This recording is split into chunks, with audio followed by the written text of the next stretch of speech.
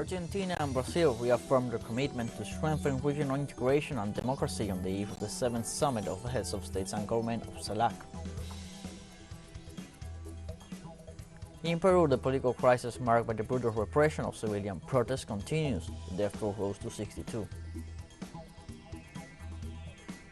And in the United Kingdom, ambulance workers go on strike to demand better wages to cope with rising inflation.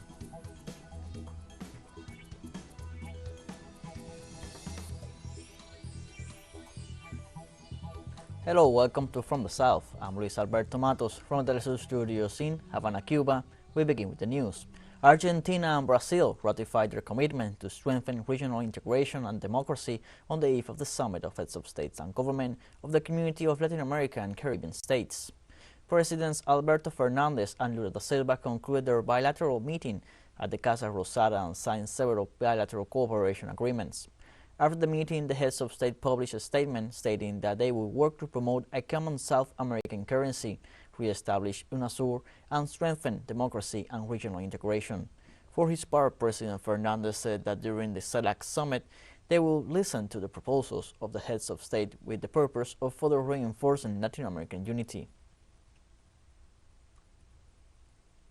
Cuban President Miguel Díaz-Canel traveled to Argentina for the 7th CELAC summit and began his work agenda with a meeting with over 60 Argentinian businessmen from various economic sectors.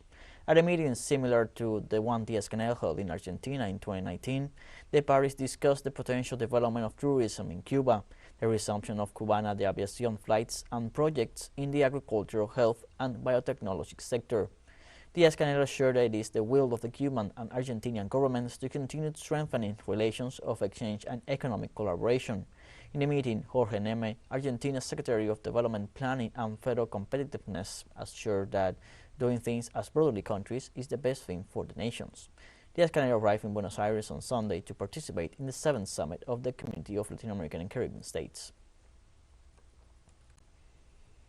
United States Special Presidential Advisor for the Americas, Christopher Dodd, will travel to Argentina this Monday to attend the CELAC summit as an observer on behalf of U.S. President Joe Biden.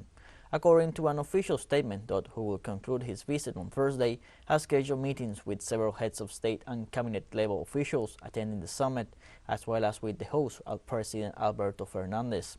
The 7th CELAC summit, to be held on Tuesday in Buenos Aires, will be an opportunity to continue the process of revitalization of this regional integration mechanism. The Venezuelan government will send its foreign minister, Ivan Gil, to represent Caracas at the 7th Summit of the Community of Latin American and Caribbean States, to be held in Buenos Aires on January 24th. In a communique, the government denounced a plan elaborated by neo-fascist right wing to carry out a series of aggressions against the Venezuelan delegation headed by President Nicolás Maduro. According to the statement, the intention is to put on a deplorable show in order to disrupt the positive effects of such an important regional meeting and thus contribute to the discrediting campaign against Venezuela. The instructions of Ivan Gil are to be in the voice of the Venezuelan people before the highest instance of CELAC, as well as to carry out the necessary interactions that will be developed among the 33 delegations present at this meeting. Venezuela thanks the President of Argentina, Alberto Fernandez, for his cordial invitation and for his firm position to guarantee the success of this great meeting. The people of Venezuela mobilized on Monday in defense of the Bolivarian Revolution and in commemoration of the 65th anniversary of the civic military victory against the dictatorship of Marco Pérez Jiménez in 1958. Women and men take to the streets of Venezuela to show their support for President Nicolás Maduro and to reject the blockade and the unilateral coercive measures imposed on the country in the last 7 years by the United States and its allies. According to the mayor of Caracas, Carmen Melendez, there are 24 simultaneous marches taking place all over the country. For his part, the Vice President of Mobilization and Events of the United Socialist Party of Venezuela, Nahum Fernandez, called on the population to continue promoting the legacy of Commander Hugo Chavez hand in hand with President Nicolás Maduro.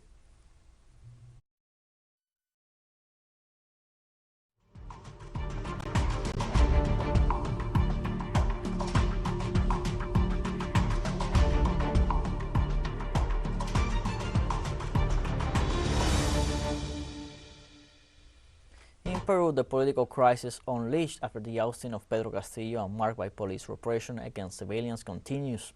At least 62 people have been killed by police and military forces since the beginning of the demonstrations. The Peruvian police are facing a wave of criticism, especially after the raid on the San Marcos National University, which ended with the arrest and subsequent release of more than 190 students and demonstrators who were on campus. According to the police report, the arrested were charged with the alleged crimes of usurpation, damage to property, and aggravated robbery. The Executive Secretary of the National Human Rights Coordinator, Miguel Hugo, in an interview for teleSUR, assured that the Peruvian state security forces carried out actions of abuse of authority and that they are gathering testimonies of the victims in order to file the appropriate complaints. Let's take a short break, but first remember you can follow us on TikTok at the account of teleSUR English, in which you'll be able to see news in different formats, news updates, and much more. All the stories coming up. Stay with us.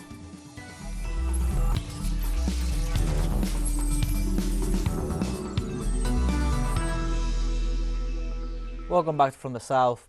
Ambulance workers in the United Kingdom go on strike to demand pay rises to help them face the economic crisis in the context of a wave of strikes in different labor sectors. The General Secretary of the largest English union, Unison, Christina McNea, pointed out that the solution to the growing crisis in the national health system lies in paying what the sector's workers are demanding. Paramedics are also requesting that the Chancellor of the Exchequer, Jeremy Hunt, provide additional Treasury funds to the Health Secretary, Steve Barclay, in pursuit of an increase of €1,400. In the absence of dialogue from the British authorities, some 15,000 paramedics belonging to Unison remain on the streets in the midst of the current economic crisis. In the United Kingdom also, at least 16 London Metropolitan Police officers have been charged with sexual offences against women and minors since the murder of Sarah Everard in 2021. The investigation of cases of violence against women by uniformed officers increased following the abduction and murder of Everard, aged 33, by Wayne Couzens, a former London police officer who later pleaded guilty to kidnapping and rape. According to the investigation, 12 of the officers used their status as police officers to commit sex crimes against women. The sex crimes also included assaults against minors. Metropolitan Police Chief Mark Rowley spoke about the assaults committed by the force and admitted that the agency has let women and girls down after the multiple offences. In Hungary, Minister of Foreign Affairs and Trade Peter Szijjártó calls on the European Union to prevent sanctions against Russia from leading Europe into an economic, political and security dead end. According to Szijjártó, the 10th package of sanctions against the Eurasian giant will be a big mistake. Earlier, the Hungarian government reported that the vast majority of the country's citizens were in favor of lifting European Union sanctions against Russia. Hungarian officials noted that 97% of participants in national consultations reject sanctions that could cause serious damage to their country, meaning that the bloc sanction policy should be reviewed. Russian President Vladimir Putin stressed that the Eurasian Economic Union, which he has presided over since January 1st, is one of the strongest and most self-sufficient poles of the multipolar world. The Russian president called this Monday for further integration of the Eurasian Economic Union in a message to the leaders of Armenia, Belarus, Kazakhstan, and Kyrgyzstan, countries that together with Russia are part of the group.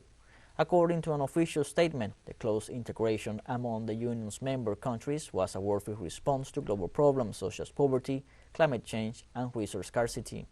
Putin stressed that one of the most important strategic priorities of joint work should be the development of technological potential. Russia ordered Estonia's ambassador to leave Moscow by February 7th. The decision comes after the Baltic state demanded that Russia reduce staff at its embassy in Tallinn. The Russian foreign minister said in a statement on Monday that Estonia has been deliberately destroying the whole complex of bilateral relations and has elevated its Russophobia to the level of state policy.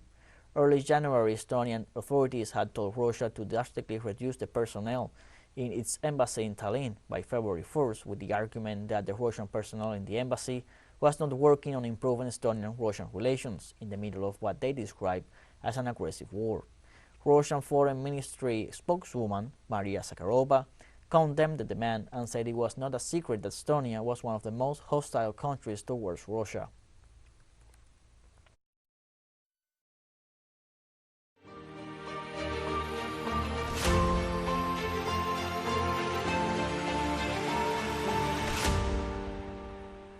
Russia's Foreign Intelligence Service reported on Monday that Ukrainian forces are stockpiling Western-supplied missiles and artillery shells in the country's nuclear power plants. According to Russian Foreign Intelligence Service Director Sergei Narishkin, Kiev has been using the plants as cover for ammunition stockpiles. Narishkin claimed that several cars loaded with lethal cargo were delivered by rail to the Rovno nuclear power plant in western Ukraine during the last week of December alone.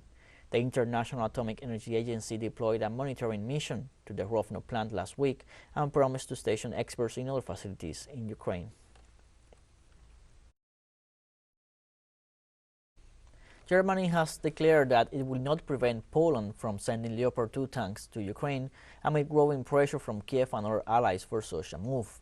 The statement was made by German Foreign Minister Annalena Baerbock during an interview to a French media 12 hours after Germany's Defense Minister Boris Pistorius assured that not only Germany but also other NATO members were currently opposed to sending the tanks despite Kiev's demands.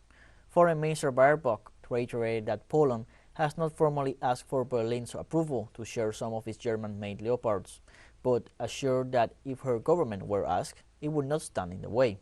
Germany is one of the main donors of weapons to Ukraine, and it ordered a review of its Leopard 2 stocks in preparation for a possible green light. And we have more news coming up after a final short break, so don't go away.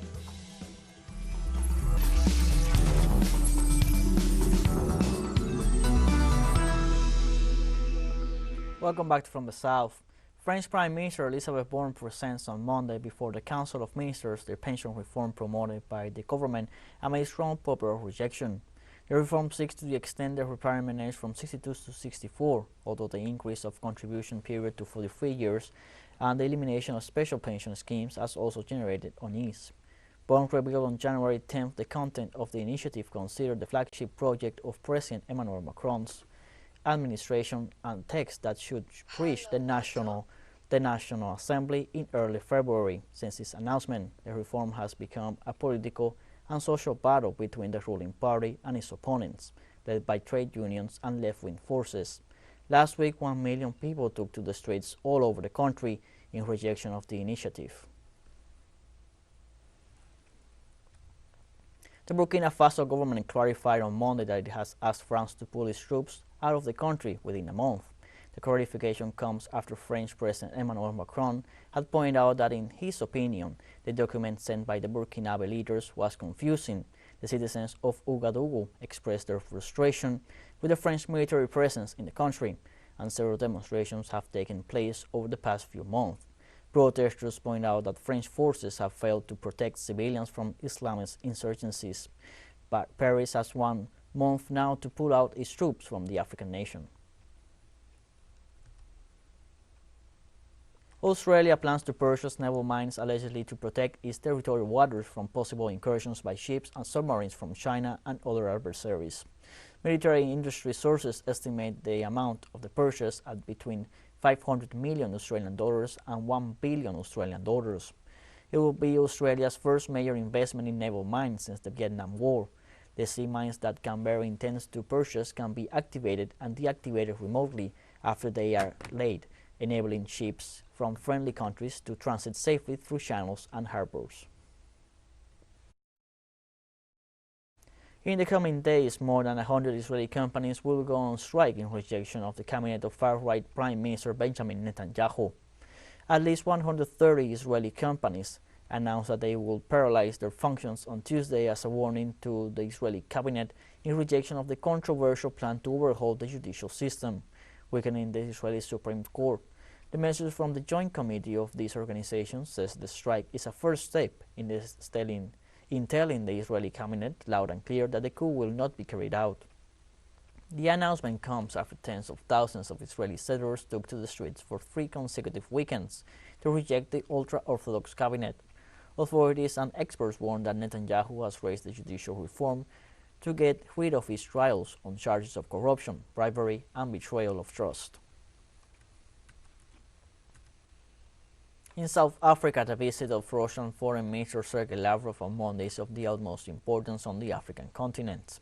The head of the Russian diplomacy has landed in the country, where he starts a new tour of the country of the continent. The Foreign Ministry's press office confirmed that a meeting is scheduled with Naledi Pandor, the South African foreign minister, with whom the Russian diplomat is expected to discuss, among other issues, the preparations for the second summit and the Russia-Africa Economic Forum, to be held in St. Petersburg in July.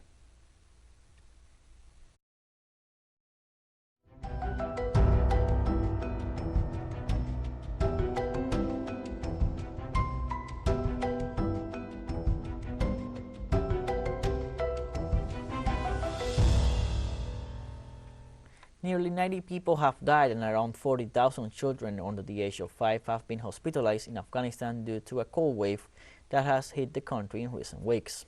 According to a report released Monday by the Ministry of Public Health, the 88 deaths are added to the 10,000 infants admitted weekly to health centers, mostly for respiratory problems caused by low temperatures. The ministry spokesman Sharafat Saman added that gas leaks in household heaters have caused at least 6 deaths and 120 people affected. Low temperatures have caused heavy snowfall, blocking roads in several states in central and northern Afghanistan. This new cold wave has complicated the situation in the most remote areas of the country, where medicines and food are normally scarce, especially after the loss of vegetable crops, aggravating the food crisis. We have come to the end of this news briefing. You can find these and many other stories on our website at telesurenglish.net. You can also join us on social media, Facebook, Twitter, Instagram, Telegram, and TikTok.